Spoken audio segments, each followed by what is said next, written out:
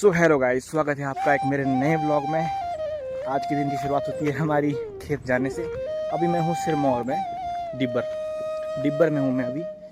तो अभी हम जा रहे हैं खेत। तो बस गाइस, वीडियो को लाइक करें, चैनल को सब्सक्राइब करें, वीडियो को शेयर करें और हमें प्यार देते रहे। आपके लिए एकदम फनी कंटेंट आता रहेगा और हम अपनी बातें शेयर करते हैं।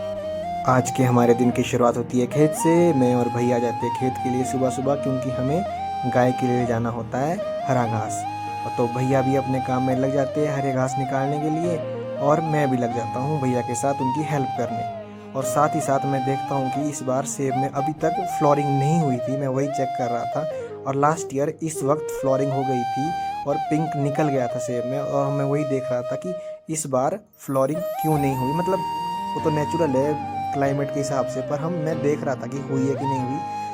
और यही चेक करने के लिए मैं और भैया गए दूसरे खेत की। वहाँ हम चेक करते हैं कि अगर वहाँ पर कुछ मतलब फ्लोरिंग हुई है कि नहीं हुई। तो मैंने नोटिस किया कि कुछ पौधों में फ्लोरिंग होना स्टार्ट हो गई है, मतलब पिंक निकलना शुरू हो गया है। तो इससे देखकर भैया ही बहुत खुश हुए और मैं भी बहुत खुश हुआ कि फाइनली थोड़ी बहुत फ्लोरिंग होना शुरू हो गई है सेब में।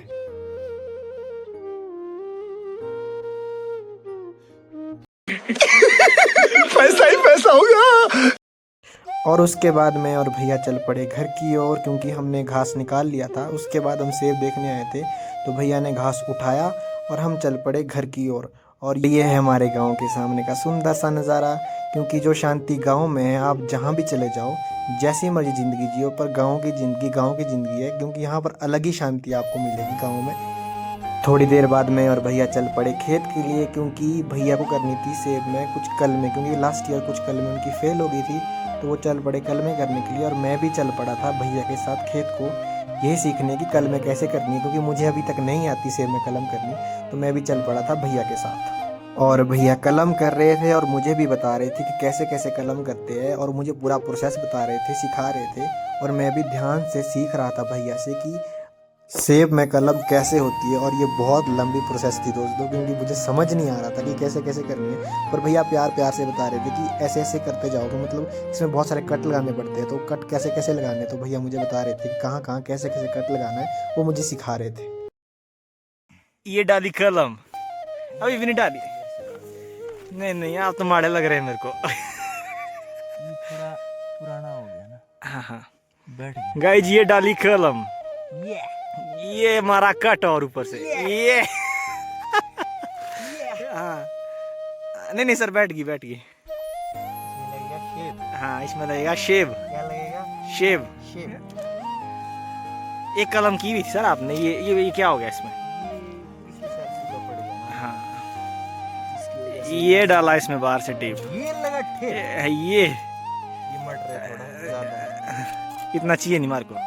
ये कलम तैयार, बस इतना सा काम है सर कलम करने में। आप गाइज कलम कर सकते हैं, अपने सेब लगाओ कलम करो।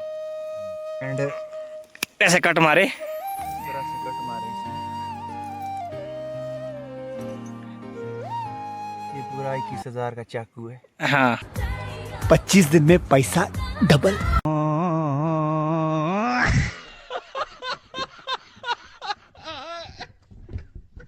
कट बन गया हमारा नीचे का। ये कट मारेंगे हम इसमें, यूं। ये हमारी होगी स्टिक। 3 आंखें रखनी है इसमें, और इस तरह से इसमें कट मारना है।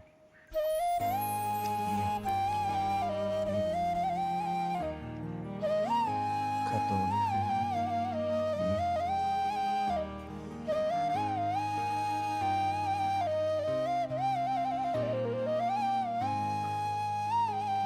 इसको बढ़ा दें, ज़्यादा नीचे चला। उसके बाद भैया फटाफट लग गए सारी खेतों में कलम करने, क्योंकि मैं ज़्यादा भैया की कुछ हेल्प कर नहीं सकता था इसमें, क्योंकि मुझे कलम करनी नहीं आती थी, मैं सीख रहा था। तो यहाँ पर 3-4 खेत थे, और उन तीनों खेतों में कलमें करने को ली थी थोड़ी थोड़ी बीच बीच में। तो भैया लगे थे उसमें फटाफट काम करने, और मैं भैया के साथ ही था। और इन खेतों में लगे हुए थे मटर, तो मैं फिर भैया लग गए थे फटाफट अपना काम निपटाने, और मैं भी था भैया के साथ। और थोड़ी देर में मैंने देखा तो सामने वाली पहाड़ी से स्कूल से बच्चे घर की ओर आ रहे थे, क्योंकि बच्चों के लगे हुए हैं बोर्ड एग्ज़ाम। तो अब बच्चों का एग्ज़ाम ख़त्म हो गया होगा, तो बच्चे आ रहे थे घर की ओर। ऐसे भाग भाग के आ रहे थे बच्चे। इनकी खुशी साफ झलक रही थी, देखी जा रही थी, क्योंकि जब बोर्ड के एग्ज़ाम हो, जिन्होंने बोर्ड के एग्ज़ाम दिए उनको ही पता है कि जब एग्ज़ाम ख़त्म होता था तो कितनी खुशी होती थी कि एक टेंशन कम हो गई। क्योंकि और यहीं पार्क को सेकेंडरी स्कूल है जहाँ बच्चों के एग्ज़ाम हुए थे, तो बच्चे तो चल पड़े थे घर की ओर। और हमें भी अब कुछ टाइम में घर की ओर जाना था, क्योंकि भैया हो गए थे फ्री। जैसे ही भैया कलम करके फ्री हुए, भैया ने अपना सारा काम निपटाया, हम भी चल पड़े घर की ओर मजाक मस्ती करते हुए और बातें करते हुए, क्योंकि भैया बहुत स्वीट है, बहुत मजाक मस्ती करते हैं। तो हम चल पड़े मजाक मस्ती करते हुए घर की ओर, क्योंकि अब भूख भी लग गई थी, दोपहर हो गई थी हमें खेत में काम करते करते। तो घर जाके हमने भी खाना खाना था, तो हम भी चल पड़े घर की ओर। घर पहुंचते ही मुझे आगे पिताजी के ऑर्डर कि मुझे करनी है लहसुन के खेत में स्प्रे। तो मैं फटाफट मशीन चक के उसमें पानी भरने लग गया, क्योंकि पानी बहुत कम आ रहा था। तो मैं फटाफट मशीन भरने लग गया, और ये 2 औषधियाँ मुझे खेत में डालनी है स्प्रे करते हुए। तो मैं लग गया अपने काम में, मैं फटाफट मशीन भरने लग गया, और पानी बहुत कम आ रहा था। तो फिर मैंने एक औषधि तो अपनी मशीन में डाल दी थी दवाई, पर दूसरी मुझसे उसका ढक्कन ही नहीं खुल रहा था मुझसे। तो मैं चल पड़ा पिताश्री से सहायता लेने। मैं फटाफट अपने खेत में पहुंचा, तो देखिए कितना बुरा हाल हो गया है लहसुन का, ये कुछ सूख रहा है, कुछ बीमारी लगी थी इसमें। तो मैं चल पड़ा पिताश्री के पास कि मेरी थोड़ी हेल्प हो जाएगी, मुझसे ये खुल नहीं रहा था ढक्कन इसका। तो मैं फटाफट गया पिताजी के पास कि ये लीजिए, मुझे ये ढक्कन खोलने दीजिए। और खेत पहुंचते ही मैंने दवाई की बोतल पिताजी को पकड़ाई और कहा कि मुझे ये खोलने दीजिए, मुझसे ये खुल नहीं रही है। तो पिताजी भी खेत में कलम कर रहे थे, तो उन्होंने कलम करने के चाकू से ही इसका ढक्कन खोलने लग गए। इसका ढक्कन ऊपर से कुछ टाइट सा था, तो वो खुल नहीं रहा था हाथ से।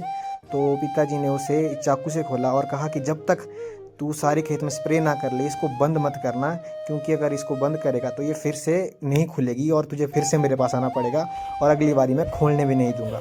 तो फिर मैं चल पड़ा वापस अपनी मशीन के पास उसमें दवाई डालने।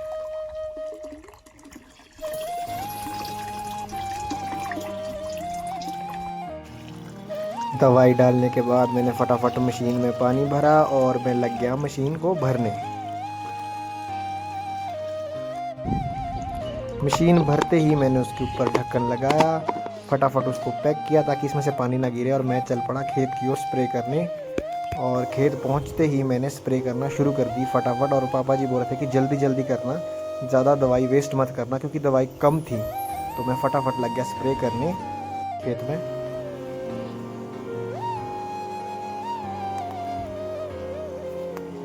और मैं लगा ही था स्प्रे करने, तो पापा जी कह रहे थे कि ध्यान से करना, मैंने कलम करी है वो टूटनी नहीं चाहिए। तो मैं भी ध्यान से स्प्रे करने लग गया, और पूरा लहसुन ख़राब हो रहा था। और मैं देख रहा था इसमें ना ग्रोथ थी ना कुछ और था, कुछ रेड करके मतलब पीला करके हो रहा था, और वहीं पे गल के ख़राब हो रहा था। और मैंने एक मशीन स्प्रे करके ख़त्म कर दी थी, और मैं चल पड़ा फिर दूसरी मशीन भरने। और पूरे खेत में सिर्फ 2 ही मशीनें करनी थी, पापा जी ने बोला था कि 2 ही मशीनें करना, उससे ज़्यादा मत करना। तो मैंने दूसरी मशीन फटाफट भरी, उसमें दवाइयाँ डाली, और मैं भी चल पड़ा वापस खेत की ओर स्प्रे करने। और ये मशीन बहुत भारी होती है पीठ में चकने के लिए, क्योंकि अगर आप लॉन्ग टर्म के लिए इसको यूज़ करो, मतलब लंबे टाइम तक खेत में स्प्रे कर रहे हो आप, तो ये थोड़ी भारी रहती है चकने के लिए। और थोड़ी देर में भैया भी आ गए थे मजाक मस्ती करते हुए खेत की ओर, और मैं भी लगा था स्प्रे करने, और भैया भी गप्पे मारे थे मेरे साथ। और ऐसे में काम करते हुए जब कोई गप्पे मारे साथ में, बातचीत करे कुछ, तो टाइम का पता नहीं लगता कि टाइम कैसे बीतता है। तो हम भी लगे हुए थे स्प्रे करने, और भैया भी यहीं साइड में बैठे थे, कुछ फ़ोन में काम कर रहे थे।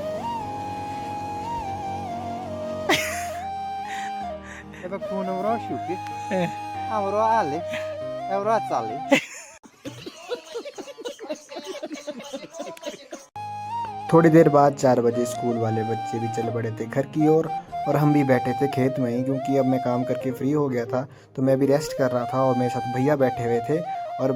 और खेत से आने के बाद हमने पी चाय, और मैं और भैया बातें कर रहे थे। और उसके बाद भैया को ले जाना था खेत के लिए गोबर। तो मैं भी चल पड़ा भैया के साथ खेत की ओर, क्योंकि भैया बहुत मजाकिया है, इनके साथ बहुत मज़ा आता है, बहुत स्वीट है। तो मैं भी चल पड़ा इनके साथ खेत की ओर, इनके साथ मजाक मस्ती करते हुए। और दोस्तों, ये है मेरे गांव के सामने का नज़ारा। ये सुंदर सी पहाड़ियाँ आपको शहर में देखने को नहीं मिलेगी। आप लाइफ में कुछ भी अचीव करो, अपने गांव को मत भूलो, मैं तभी कहता हूँ। और दोस्तों, आज के व्लॉग में इतना ही। मुझे प्यार देने के लिए वीडियो को लाइक करें, शेयर करें, चैनल को सब्सक्राइब करें। Thank you so much. Radhe Radhe, जय श्री राम।